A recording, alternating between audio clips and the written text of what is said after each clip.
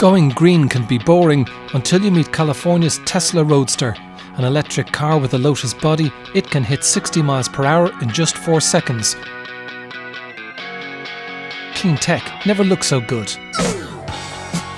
Bikes are my thing usually, but if you're going to get a sports car, I think this is the business. It's very fast and very, really fun to drive.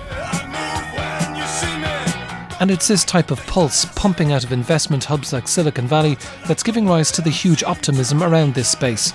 The global economy may be in crisis, credit may have stalled, but this opportunity is so big that dollars continue to flow. It's open season right now. I think we're at the beginning of a great growth period. Ireland can participate in that. I think it's a land grab, and this is a great opportunity given that the nation has wonderful engineering expertise and infrastructure that's in place.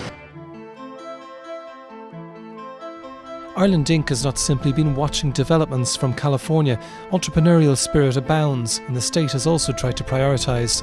With one of the best wave resources in the world, Irish companies like Ocean Energy have been pushing hard to develop marketable electricity generation devices. Started in Cork, which has been hit hard by plant closures, the company argues the job potential from wave power is big. The potential for the marine power industry in terms of jobs is approximately 4,000 to 6,000 jobs within the next 6 to 8 years. In terms of job creation, we could be up there with Denmark, who have 23,000 jobs in the wind industry alone. That enthusiasm is matched by another company, Maebh, which has managed to secure strategic investment from Euro energy giant Vattenfall AB and is now securing support in the US. On the tidal front, Open Hydro has been making exciting strides forward and picking up awards along the way, including this year from the Irish Technology Leadership Group in California. The company's vision is of deploying farms of tidal turbines under the world's oceans, silently and invisibly generating electricity at no cost to the environment.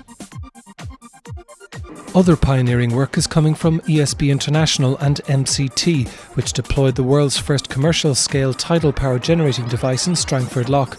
The C-Gen tidal device and the €4 million ESBI investment is a further example of the commercial possibilities in the green tech sector. There is a huge potential for us to harness the energy from the ocean to produce a sustainable energy solution, to be part of our overall energy mix.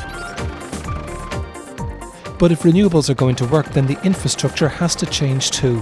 To ensure 40% of our electricity comes from renewables like wind, the ESB is investing €11 billion on network upgrading, becoming carbon neutral itself by 2035. The electricity grid operator EirGrid is also overhauling the network to the tune of €4 billion, so that it's possible to double electricity transmission capacity here by 2025. Bord na Móna is making a major shift from peat provider to a green utility. Bord Gáis is also working hard in establishing its wind portfolio. But the government, generators and operators will all have to work hard on public buy-in, as building over 1,000 kilometres of new transmission infrastructure is going to court controversy. Strategic alliances are springing up between universities and existing companies on how to drum up business on clean tech, with Enterprise Ireland working hard to grow the indigenous base. One example is the Deploy project, which involves sensors providing real-time information on water quality, a project developed by the Tyndall Institute and Dublin City University, a Limerick company, and funded by the EPA and the Marine Institute. What we can do with this new state-of-the-art technology is monitor at a greater frequency and at a lower cost of ownership than ever before. So organisations who have responsibility for monitoring the environment or who want to research it can do a lot more than they could using traditional methods. Research, testing and demonstration of different marine and environmental technologies is also taking place in Galway, where the Smart Bay project is set to make big waves. Immense work is also being put into wireless sensors, which can regulate heating and also provide real-time information on where energy is effectively being wasted. This sensor can then feed back information about the conditions of the environment to a central management system, which can allow you to control the environment and energy within a building. These could be the green shoots of new business, but it's going to take a lot of streamlining and coordination to replicate what's happening in other universities, like in Tel Aviv. We need more of bringing the researchers and business community together with the policy makers, so that the policies are informed, the researchers know that they're supported, and the link to business can help to develop the ideas into jobs and money. One way of making changes is getting startup companies to be partnered with existing giants like NTR, which now employs around 4,000 people around the globe.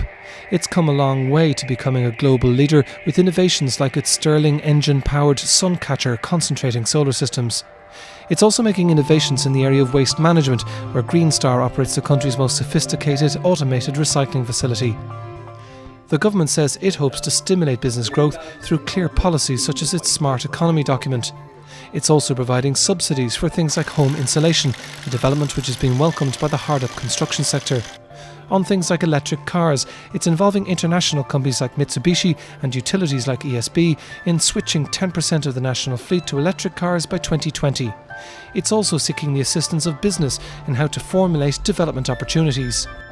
But call for greater speed, policy clarity and, critically, clear leadership which ensures laudable policies with ambitious targets are constantly reviewed and pushed forward. Another dimension, of course, is foreign direct investment and Ireland's ability to retain existing companies as well as securing new ones, similar to the world's leading network company Cisco. First there was the telephone, then there was the television. Meet the next technology, telepresence. Good morning from Galway, Paul. Good morning to you, Mike. How are things going? Great, excellent. This is a prime example with its prized 250 research and development jobs in Galway. Glen Dimplex is a prime example of what can be achieved. It's now the world's largest electrical heating business, employing more than 8,000 people. The group says its exceptional growth has been possible by a can-do attitude to business, and that's precisely what Ireland Inc. needs to replicate. Innovation in the right space, coupled with savvy business sense. Hopefully this meeting in Farmley can help identify some of the ingredients for that magic formula.